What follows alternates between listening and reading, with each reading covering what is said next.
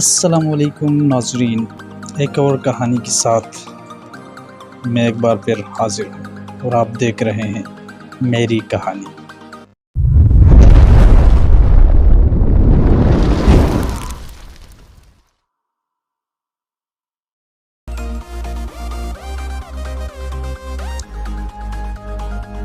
ناظرین، آج میری کہانی کی عنوان ہے بدھ مت۔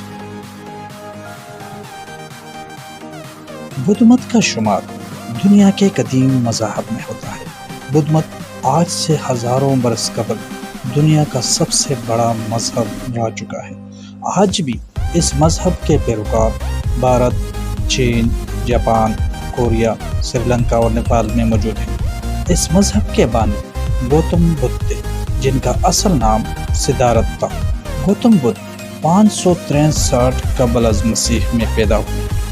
گوتم بدھ ریاست کپلوستھو کے راجا سدھودن کے اکلوتے بیٹے تھے۔ کہا جاتا ہے کہ ان کی پیدائش کے بعد ایک پنڈت دربار میں آیا اور اس نے پیشنگوئی کی کہ یہ بچہ بہت بڑا بادشاہ بنے گا۔ چنانچہ گوتم بدھ کے والد نے اس کی اچھی تعلیم کی، لیکن یہ تمام چیزیں انہیں متاثر نہ کر سکی۔ ان کے اندر غور و فکر اور سنجیدگی بڑھتی گئی۔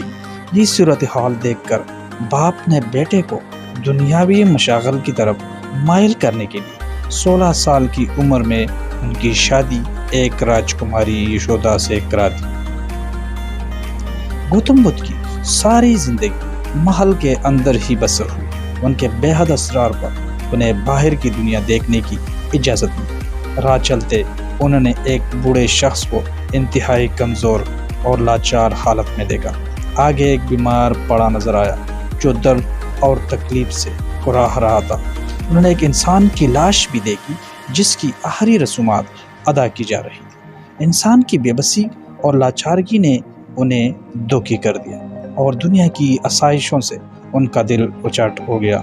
ایک رات چپ چاپ اپنے گھر سے اکیلے نکل پڑے اور اس علم کے حصول میں مصروف ہو گئے کہ جس سے انسان کی تکلیفوں اور دکھوں کا خاتمہ کیا جا سکے۔ آخر ایک پیڑ کے نیچے مراقبہ میں مشغول ہو گئے۔ کہا جاتا ہے کہ 40 دن کے بعد انہیں روشنی محسوس ہوئی اور سچا علم مل گیا۔ اس کے بعد بدھا کہلائے۔ گوتم بدھ نے 35 سال کی عمر میں بدھ مت کی بنیاد ڈالی۔ گوتم بدھ کے اعلیٰ اخلاق اور سادہ تعلیمات کی وجہ سے ان کی زندگی میں یہ بدھ مت کی کئی علاقوں تک پھیل گیا۔ گوتم بدھ نے 45 سال بدھ مت کی تبلیغ کی اور 80 سال کی عمر پائی۔ وہ 483 قبل از مسیح انتقال کر گئے۔